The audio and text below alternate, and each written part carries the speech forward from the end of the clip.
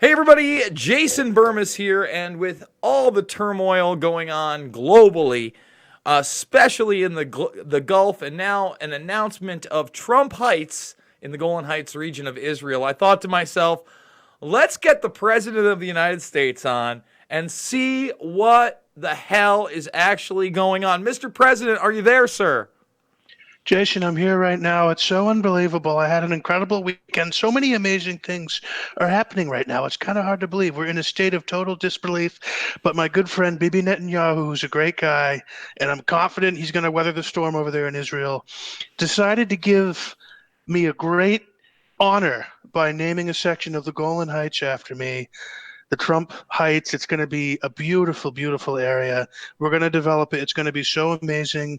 And we're totally ignoring international law and anything that the United Nations says because, quite frankly, they're a bunch of babies, okay? We don't give a shit what they say, okay? They're all fake. They're fake news. So we got the goal on coming, and it's going to be incredible. And we're developing amazing things, Jason, amazing things. And would you say that the media could shove a limpet mine up their ass if they don't like it, sir? They absolutely could take the mine and just destroy it, okay? We'll get very grainy footage of it and we'll shove it right up the rectum and blow it up and start a whole new war, a whole new invasion, and we'll do whatever Netanyahu wants us to do in Saudi Arabia because, let's be honest, they got their arms way up my ass and I'm their little puppet, okay? I'm the little puppet. I am, Jason. But I am. wait, It's true. sir. I thought you were the Poot Poots puppet. I thought you were a Russophile. I thought you were Ruski and Hutch. What's going on? Have we turned Well, a tide? look, Putin's a great guy, and he's a very good friend, and there was no collusion, by the way, okay? Look, Mueller determined that there was no collusion. But Putin's been cheating on me with Rocket Man. He's been meeting with all kinds of other people. He saw Imran Khan from Pakistan the other day, and Khan was sitting down. It was very low energy. But he's been cheating on me, and I'm not very happy with him these days. But I did say that I'm open to getting some dirt, some foreign dirt, if someone offers it about my opponents, some of my 2020 opponents who are all losers, if someone has some dirt, I might use it, Jason. I might take a look at it, and I might not be inclined to tell the FBI about it, but we'll see what happens.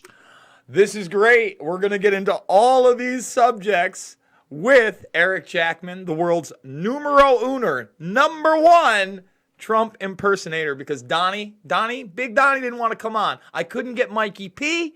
And the Mustachio man himself, John Bolton, he didn't want to come on with the Burmis Brigade either. But we do have Eric Jackman to talk about, in all seriousness, what's going on in the Gulf region. This slap in the face to not only international law, but Palestinians abound. I mean, do you think the Palestinians like the settlements? Do you think they're in love now that we have Trump Heights out there? I think it might be a little dangerous. And then you've already talked about the grainy footage, and I think that's very important. Eric Jackman, how the hell are you? Where can people find you? Tell the folks. Well, Jason, first of all, thanks for having me on, man. I'm a big fan. I'm a huge fan of the Burmis Brigade. And by the way, Jason, congratulations on hitting 20,000 subscribers to your channel. That's a huge accomplishment, and you should be very proud of yourself, okay? But yeah, Jackman Radio is the name of my podcast and YouTube channel with my twin brother, Mike. And I want to tease, we have an interview coming out this week, our most recent interview. We sat down with Marianne Williamson, who was famous for being Oprah's guru, and she's running for president. And she earned a spot in the debate stage. I'm not personally supporting her, but I had an opportunity to sit down with her for about a half hour with Mike, and we asked her some questions. Obviously, the mainstream media won't touch. So I definitely recommend all your viewers go to my YouTube channel, Jackman Radio, click subscribe. And we also got a Patreon page going, patreon.com/Jackman Radio. And if people will give us $5 a month, you can become part of our patrons and send us questions you'd like to see the presidential candidates asked that other media outlets won't ask them, because we're taking full advantage of us being here in New Hampshire and having access to the candidates. And we got more great interviews coming up. I'm talking to like half a dozen campaigns right now. So if people want to get their question in, if it's something that is an important issue to them that they feel that no one else will ask, if you sign up to become a patron, $5 a month, $10 a month, whatever you can do, we'll gladly take your questions and ask the candidates that. So And on Politics Twitter, and Pints is awesome, bro. I want to tell you right now, thank you. it's extremely well produced. Your Tulsi Gabbard episode is a must-see. If you haven't seen that, don't go now. We got a lot of Jackman coming up. But after this, all the Jackman you can handle at Jackman Radio. What do you think has been the most surprising thing that you've gotten out of one of these politicians? Well, I mean, Andrew Yang was my first one, and I kind of it's kind of interesting because I interviewed him a week before he blew up on Rogan. He did my show first, and then he did Joe Rogan a week later, and I just found Andrew Yang to be a really down to earth and normal guy, very intelligent, and good sense of humor. So nothing like really explosive or anything like that, but he's pushing the universal basic income, and I just think his whole candidacy is a breath of fresh air, and I'm really glad to see him making the debate stage. With Marianne Williamson, to tease that a little bit more, Mike did ask her about this great Robert Kennedy assassination researcher. Her name is Lisa Peace, and she's been researching the Kennedy assassination for probably over 30 years. And Mike just got a copy of the book. He's in the middle of reading the book right now, and he had it during our interview. And he asked Marianne her thoughts on the Kennedy assassination, if she believed the official story, and also kind of told her a couple of interesting tidbits from Lisa Peace's book about that. So to my knowledge, Marianne Williamson, and I don't think any other presidential candidate this time around, has been asked about the RFK assassination. And obviously big things have been happening with that. Of course, under the radar, the mainstream media won't cover it, but Bobby Kennedy Jr., all in for a new investigation, does not believe that Sirhan killed his father. And obviously Paul Schrade, who was shot in that shooting, who lived, who's now in his 90s, I believe he's 93 or 94, always been pushing for a new investigation. So Lisa Peace's book really ties in a lot of that. So we're going to be asking more candidates about that research and that topic. So we want to really get things like that injected into the conversation, and things that you won't hear mainstream media asking presidential candidates during a sit down.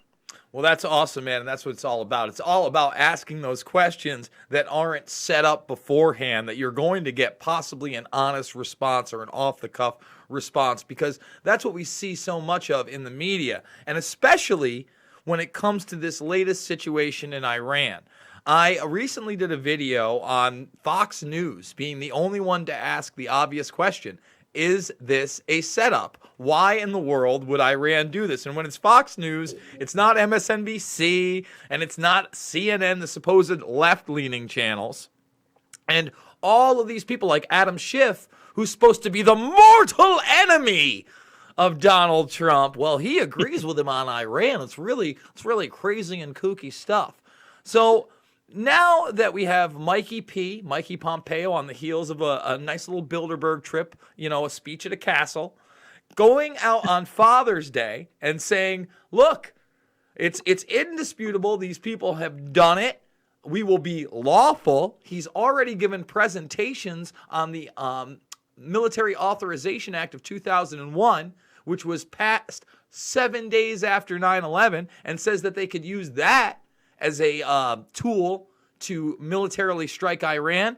What's happening? Where are we going with this? Eric Jackman style. Where do we do? Wow. Yeah. Well, I talked to a friend of mine who does work for the government, and I said, "What the hell, man? What's up with this?" And I said, "Why in the hell would Iran attack a Japanese vessel when they're meeting with Iran right now? Like the timing of it doesn't make any sense. Didn't the Prime Minister of Japan just go and meet with the Iranian leadership?" Yeah, absolutely, yeah. Okay, so you have to look at the timing of it, and you have to look at it with a historical context, and knowing that we've seen shenanigans like this happen before out in the open seas. Obviously, the big incident that comes to mind is the U.S. Liberty that happened in the 60s, that was attacked by Israel, and essentially cover-up has persisted to this day about that, very tight-lipped about it, and there's a few survivors left. And a big takeaway of people who've researched that is that was something that Israel was looking to goad the United States into attacking Egypt and joining their battle against the Arab states.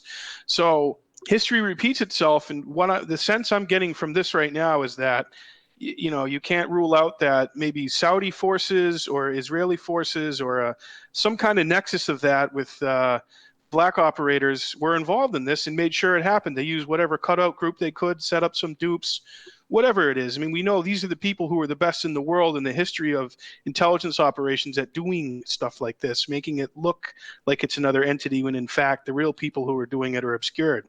So my takeaway is people are really hip to this stuff, and it's just so painfully obvious. I mean, with the timing, the location, the increased tensions, the moving of the battleships over there. I mean, they really, really want war. Saudi Arabia wants a direct conflict with Iran, obviously. Israel wants direct conflict, but they don't want to do it. They want the United States to do it.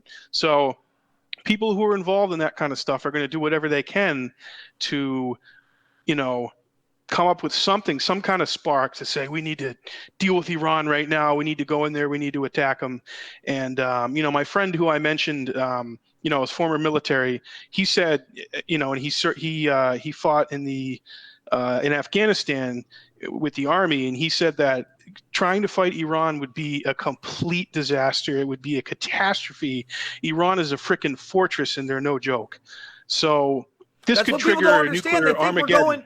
we're going, Jackman. They think that we're going in there like it's a third world nation, like other nations won't respond if we do a shock and awe. No, Russia's not going to let a shock and awe happen. Yeah. I promise you that.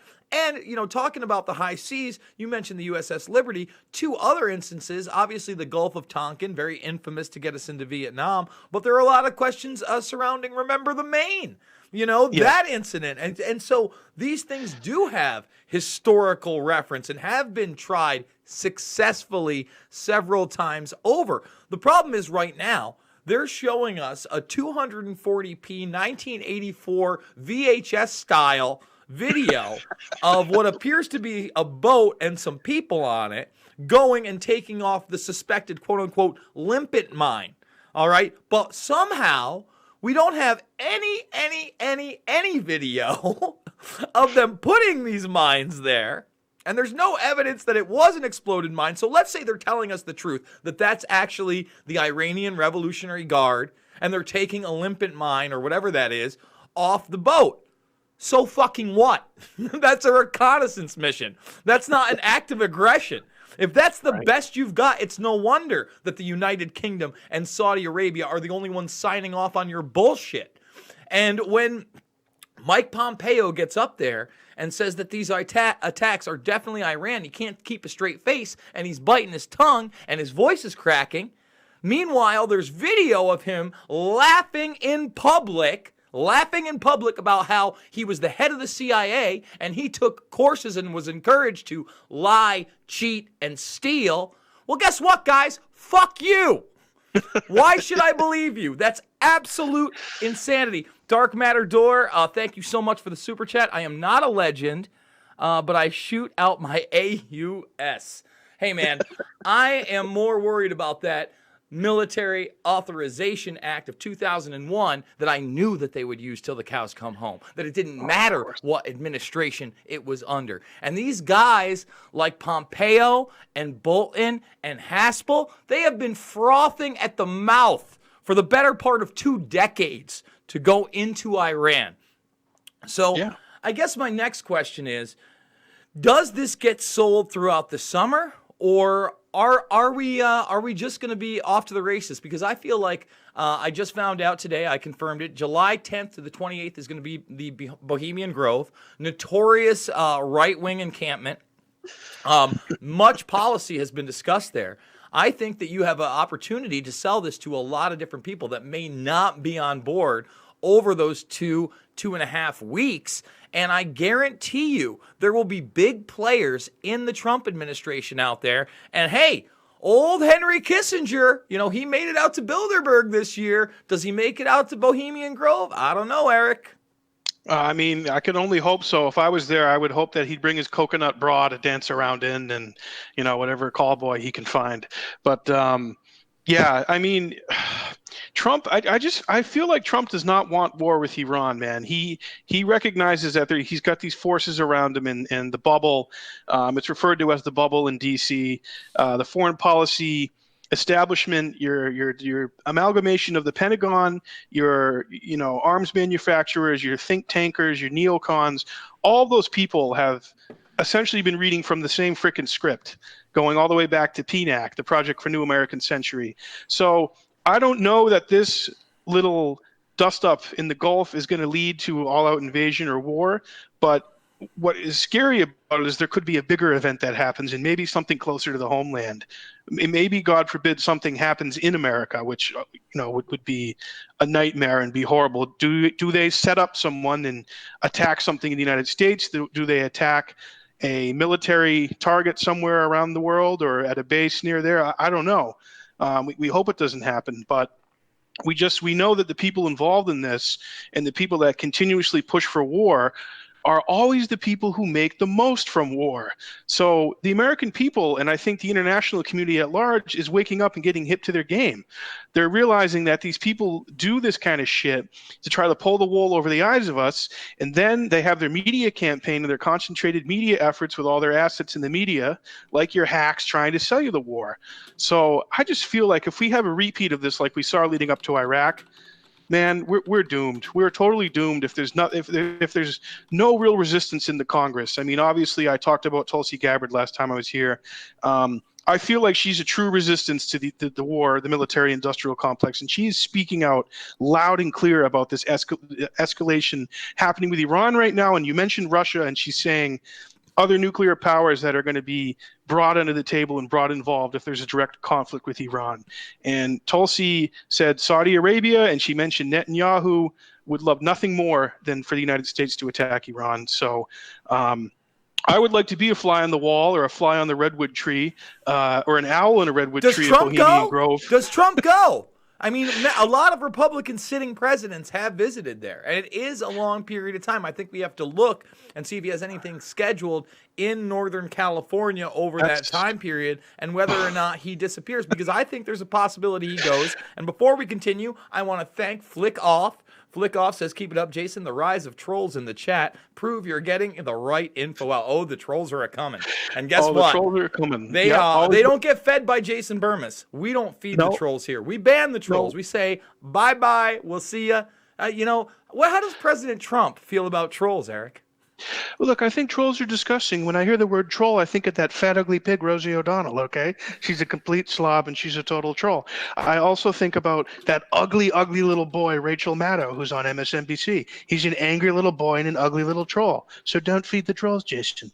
But imagine Trump at Bohemian Grove, man. I mean, you would see definitely some Russian hookers who would be put to work and put to great use during that week. So, they're not allowed. Jason, I'm going to create so many great Russian prostitute jobs when I go to Bohemian Grove. It's going to be unbelievable. You're not going to believe it, okay? So check this out, Jackman. The way I was able to find out when the Grove was actually coming out was that there was an uproar over them having to have security run by the county sheriff's office. For the first time since 2004, they had to re-up the taxpayer contract. And a lot of women were upset because it's an all-male club. And there was a lot of women on the board, and basically they said they would no longer renew it if they kept this up. Now, in the 80s, they lost a lawsuit, and they had to allow women to work in certain places at the club, but they're still largely restricted. This is the good old boys club. Started out with under 1,000. Right here is one of their very old annals. This one is published in 1930, and it's from 1906 to 1930. Guys, I got these many, many years ago on the eBay, and here's the Centennial Edition from 1972. Covers a lot of ground. We do real research here, baby. So from the 10th to the 28th, we're absolutely looking at it. And by the way, guys, if you didn't know, now you do. I'm on my own. I've got a GoFundMe. I just popped it in there. They only take 3%. So the goal is to pull out $5,000 a month. That's $60,000 a year. That's about $40,000 after taxes, to try to put out 30 to 50 videos a week. If we can exceed that goal of $5,000 a month by a little bit or somewhat significantly, once a month I will go on location onto what I think is an important news story and hopefully bring you more content. I'm trying to grow this thing. We may not be on YouTube the whole time or monetized, but I think that's a platform worth keeping. I don't like the Orwellian censorship any more than anybody else does, but I'm trying to reach people, and I'm not about right or left. I'm clearly not an extremist. I'm not a hate monger. I'm not calling out groups and saying that I want them decimated or destroyed. And I'm certainly not calling for violence. So I'm going to try to stay here as long as they let me. And with that being said, sir, you said you would take some foreign intelligence dirt. And by the way, before we get into this, I thought it was just such a non-story, because just about any political candidate, if the dirt is true, who cares where the source is? And this has never mattered. This was a spin job done by the spin meisters to distract and make a talking point out of leaked emails that showed heavy amounts of corruption with John Podesta, Hillary Clinton, and all their little cronies. That's what that was really about. And they flipped the script and they made it about imagination land and a Russian investigation that never should have been. So hearkening back to these comments about foreign entities possibly giving Trump information on his enemies and him using them, what are your thoughts? Well, before we talk about foreign powers, let's look a little bit at our history about how dirt works in politics. Let's not forget J. Edgar Hoover. How did J. Edgar Hoover stay at the head of the FBI for almost 50 years? Dirt. And he had a lot of it, and he had it on everybody. So, for example, Lyndon Johnson, from what I understand, got on the ticket with JFK because he knew that J. Edgar Hoover had tapes of Kennedy with mistresses, whether they were audio tapes or recordings that he had, and he leveraged that and used that essentially to get on the ticket. So there's research on that. I believe it. I tend to believe it. And I think that's how J. Edgar Hoover was able to whip most of those presidents and politicians in line to bend them to his will because he had dirt on everybody. And he was a Grover, by the way, J. Edgar Hoover. He was one of those guys in the Grove. I tend to think that those pictures that came out of him in drag were probably up at the Grove, as the majority of those people that partook in the plays, at least at some point, were dressing in drag. Oh yeah, that's a big part of it. They do the dancing and the all the they had Walter Cronkite's voice narrating it with a big giant owl, and drag is a huge part of it, and obviously a lot of gay activity. They have the gay call boys, and that wouldn't surprise me at all. So dirt is pretty much dirt, and dirty laundry is how politics works, which is unfortunate. It's too bad. You'd like to think that you could be a principled person and run on a platform of ideas and want to do the right thing. But unfortunately, that's not how our system works historically, and it's even worse now.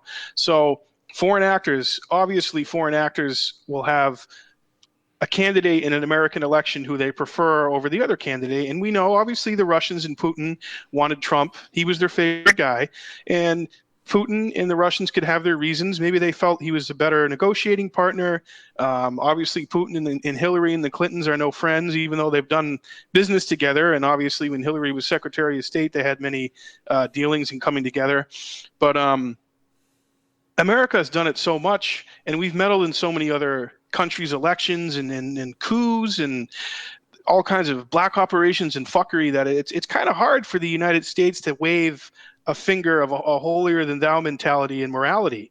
And Stephanopoulos tried to box Trump in with the question, and Trump, man, was just like, screw it. Look, if I'm offered information and I think it's interesting and it could help take down one of my opponents, why wouldn't I do it? And in typical Trump fashion, he said, look, it's how it works, George, okay? Don't be naive. Everybody does it. It's how the thing works. So in my opinion, it's actually pretty refreshing. It's refreshing, and it's frightening to hear a sitting president acknowledge the reality of how that shit works. Well, but again, is it really that frightening? I mean, he openly discussed, for 2+ minutes, the military-industrial complex in relation to Syria, and then, said, basically, we can't let Iran have nuclear weapons, and then he lied about Afghanistan. So I think this guy spins a lot of obvious truths that we understand as any thinking human being, and anybody who's on the fence and doesn't get it, as soon as it comes out of his mouth, of course that's how it works. But at the same time, people want to believe in a cult of personality. People want to actually play the team baseball. And let's talk about that sect of people that still think that this guy is playing 72D chess, and somehow what we're seeing is total nonsense and fuckery, and that Assange is going to come over, and we're gonna glory be to Assange. He's gonna let him go. They're gonna indict everybody Hillary Clinton style. Christmas is going to come early. A leprechaun is going to ride a unicorn over a rainbow, dropping diamonds and gold on the people as the deep state goes to prison for their crimes, and he brings all the troops home. That's just not reality. Well, look, Jason, we have a guy that we know about, and there's other guys like this guy out there who might even have more damaging information. Jeffrey Epstein. You know that Jeffrey Epstein has dirt on Trump. You know he has dirt on the Clintons. You know he has dirt on every major name in politics on both sides of the aisle, probably going back over 20 years. So when I hear these people, part of the Q crowd, I call it Q anus because it's so absurd and so stupid and mind-numbing. I can't believe there are so many people who buy into that horse shit. When I hear the Q people, or your real like MAGA believers, I call them MAGA chuds. Like, look, there's things that I love about Trump, but I'm not a blind MAGA chud follower to the reality of him and the reality of the people around him, saying that, yeah, Trump's going to take out the deep state. He's playing 5D chess. He's always 6 steps ahead of his opponents. I mean, Trump is flied by the seat of his pants, man. And I really don't think he can make a move on the Clintons because someone like Jeffrey Epstein and probably people in the Clintons atmosphere who are still loyal to them have compromised on Donald Trump, whether it's tapes, whether it's pictures, stuff from the island, the private jet. I mean, we don't like to think about it, but Trump was very close to Jeffrey Epstein. And let's stop there. We don't know. He was not on the flight manifest of the Epstein jet, but we have that quote in Vanity Fair as the journalist was on site in Trump's plane, his private jet, while he was with Melania, and he said to Jeffrey Epstein, quote, Jeffrey, you broke the cardinal rule. You were late for somebody else's plane. And then him and Ghislaine Maxwell, who is the daughter of Robert Maxwell, notorious Mossad spy who posed as a media entrepreneur and titan. By the way, he didn't pose. He was. He just happened to be Mossad at the same time. Infamous for also being the guy they're blaming for stealing the Promise software, the spy software, and giving it to Israel. You have those connections all together. Now, you do have James Bamford, #1 author in the world, writing his first nonfiction book of note about Epstein called Filthy Rich. And in it, he describes their relationship and how it came to an end when one of Trump's associates' daughters was pimped out by him through Mar-a-Lago, and that was it. So to ignore that is crazy to me. I think that he knows more than he's saying.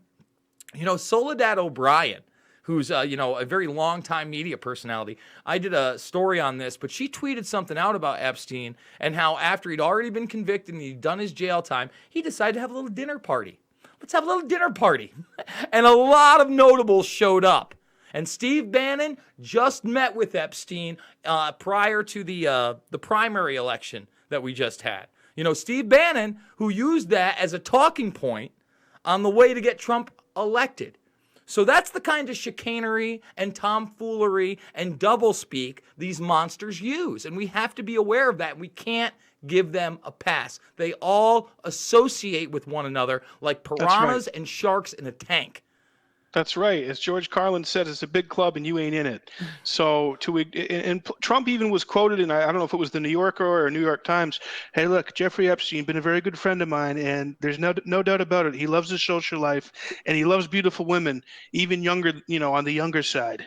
Yeah. Trump even said that. So to ignore that reality and to just kind of say, oh, there's no way Trump would have known. And like you said, one of the Mar-a-Lago employees, his daughter ended up getting piped into Epstein's ring down there in Palm Beach. It's kind of blatant, man. It kind of slaps you in the face. Well, and all this stuff happening in Palm Beach, and obviously that case being relooked at, we only now know that Maria Farmer went to the FBI in the late 90s about being assaulted while she was of age by Maxwell and Epstein at the same time. But her sister, who was not of age, also being molested by them. And she went to the FBI. She also says she saw Dershowitz in that home in New York going upstairs and coming down when there were young children modeling there, supposedly modeling upstairs. And Dershowitz denies that he even knew Epstein at that period.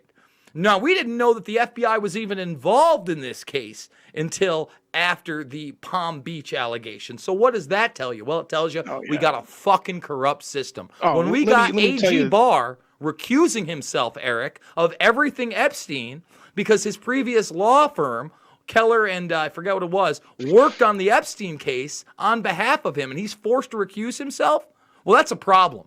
And when you got Alex Acosta, the Secretary of Labor, the guy that cut an insane deal without the victim's knowledge, that's another problem. That's Swampy McGraw, sir. And Mr. Trump, I won't stand for it.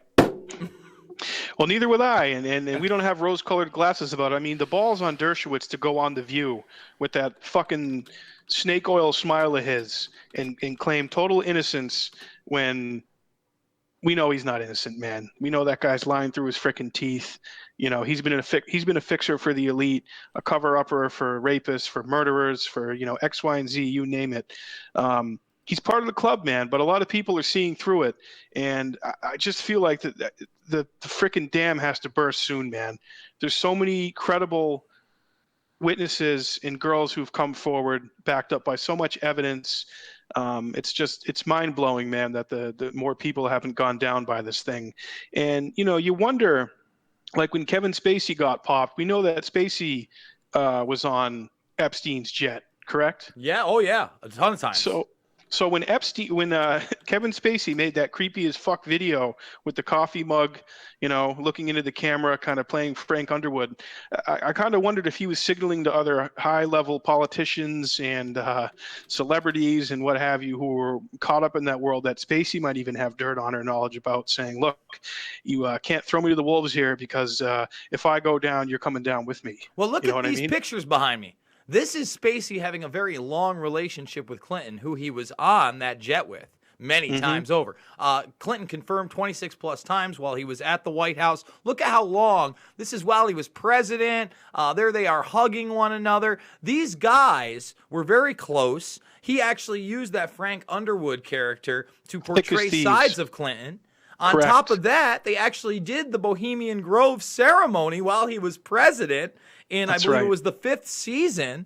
I mean, all of this stuff interlocks. These are the real power players. These are the real issues, and that's why I'm talking about them. And folks, I am lucky to have Eric Jackman, the world's #1, numero uno, Trump impersonator, on with me to discuss them.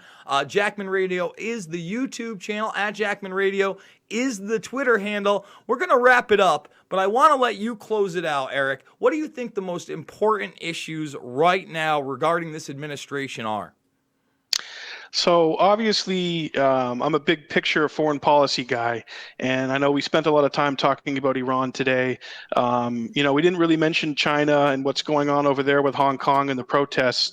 And you're kind of seeing a swelling of resistance and a push for democracy over there, which is great, which is very important and needs to be promoted. But I mean, with Trump right now, the guy is about to go into full re-election warrior gladiator campaign mode. And, you know, he is going to be in classic Trump style where he's going to be combative. He's going to be coming up with the nicknames for his opponents. And obviously it's going to be very entertaining. So really big picture, man, if Trump can freaking hold off the neocons and not allow us to go down this path again like we did with Iraq, like we did with Syria, you know, all the countries that we've gotten involved with, you know, overthrowing Gaddafi in Libya. If Trump can resist that and cannot start another stupid war, and if the economy stays relatively strong, I don't know that any Democrat can beat Donald Trump. I mean, you know, you remember 2016, people were like, there's no way in hell he's going to beat Clinton. Well, he did beat Clinton.